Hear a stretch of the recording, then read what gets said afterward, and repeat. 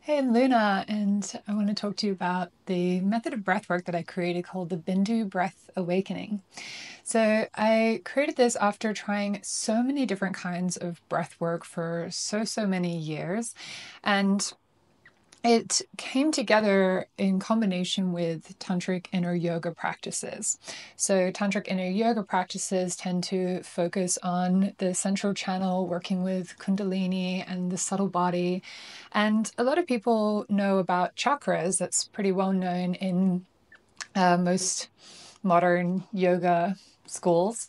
But more essential than the chakras, we have the Bindu points. And there are said to be three core Bindu points. The upper Bindu, which is related to our consciousness, our ability to perceive, and the transcendental. So through that upper Bindu, we awaken into non-duality, we awaken into the infinite oneness that is beyond space and time. Then we have the heart Bindu, which is the Bindu of energy and our interconnected nature. And it's also very related to our emotions, our feelings, our love, our compassion, all these very beautiful elements of being human and having access to also the web of life. So, awakening through the heart Bindu is awakening into this web of life and love all around us. And then we also have the lower Bindu, which is related to our embodiment. This is us as the animal selves, primal beings.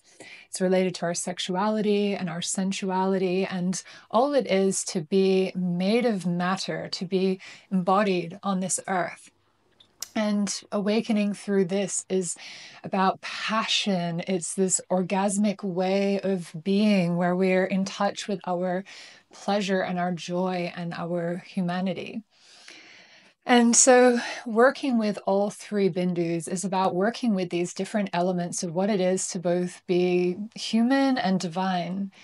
And this is a big part of Tantric Yoga is how do we recognize our infinite unity and our oneness and, connect to this bliss of the universe, as well as being really in touch with our humanity, not negating or bypassing it or thinking it's lesser than, but like, how do we fully feel our emotions? How do we fully love? How do we feel the beauty and the bliss and the joy of being in a human body? Because we only have this little period of time while we are incarnate into this body to enjoy it. So, through this breathwork method, we work through the three different energy centers in three waves. So, first, working with this yogic consciousness and this meditative presence, where we're starting to tap into these different states of consciousness. Then, working with the heart, with our emotions, with this, beautiful, tender humanity of ours, where we start to welcome and embrace all these different flavors of life through our emotional body. And this can be a very healing space when we're breathing into this center. And this is much more related to what we do in more modern breath work, which is working with emotional integration through the breath. And then we add, to finish off, the lower Bindu and orgasmic breathing. And this is where we start to really invite this primal life force energy to really flow through us. And we bring in the pleasure and the bliss and the joy and the celebration of life through the body. So, this journey that we go on with the Bindu Breath Awakening is really working mind, body, and soul to help us to release what needs to be released, to feel more bliss and joy, and to also cultivate that yogic presence and awareness.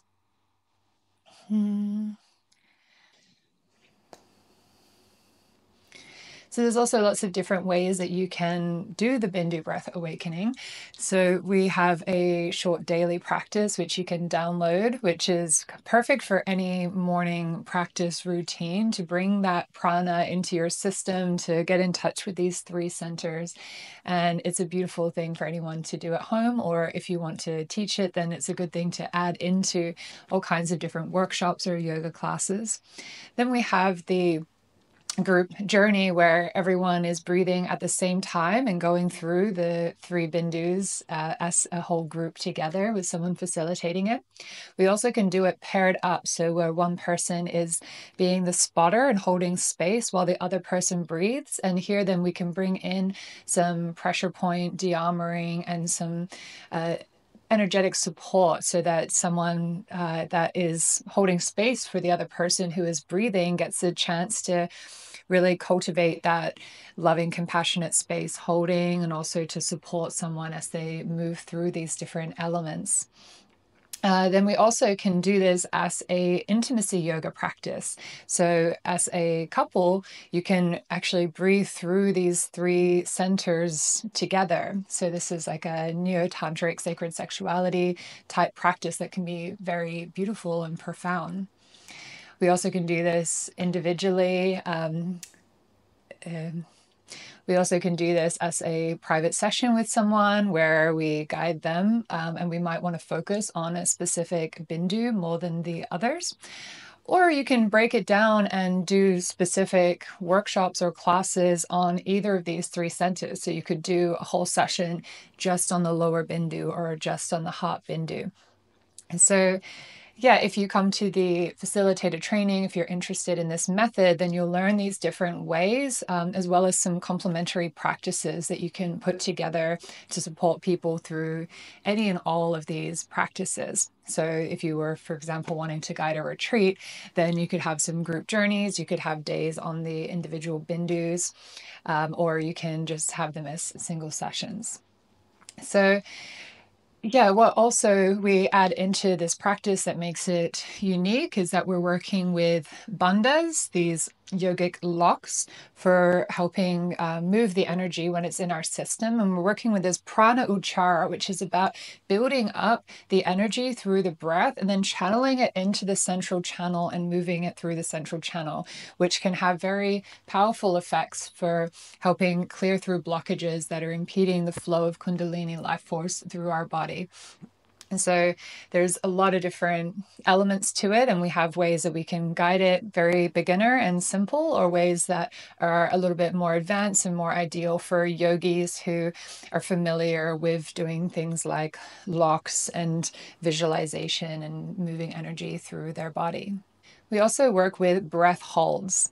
So this has been a huge part of all forms of yoga for many, many years, is working with the kumbhaka. So this holding of the breath, which can relate to surrendering into the fullness and the expansiveness of life, or into the void and into the emptiness if it's on the exhale.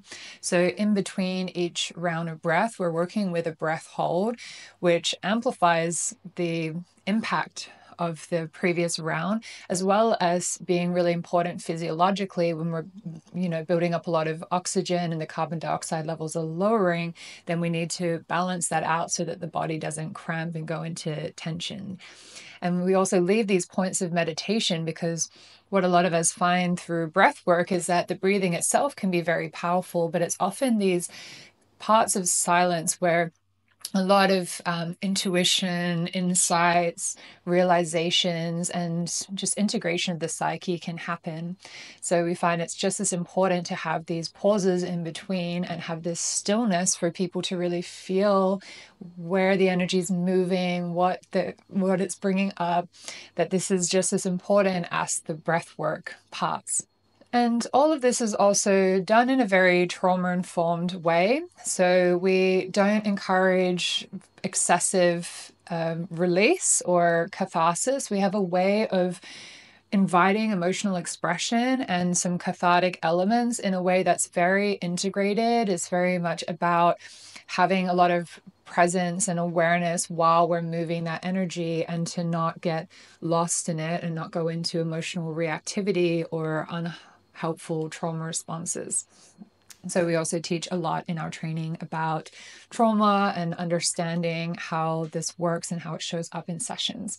But the way that this modality is done and with the different waves of breath, it really reduces the chance of some of the negative effects of some of the longer breathwork sessions, which can be PTSD flashbacks and nervous system overwhelm. So the way that we do it is much more kind to more sensitive, open energy bodies, because I found that when I was very numb, then the very intense breath work was supportive. But as I became more open in my energy body, and I know I've talked to many others that have this issue as well, that breathing for an entire hour in this very intense, very yang focus can just overload the system and just be too much. And then it doesn't actually give as much healing as it can, because the system just gets burnt out, essentially. So you'll learn a lot about that in the training as well.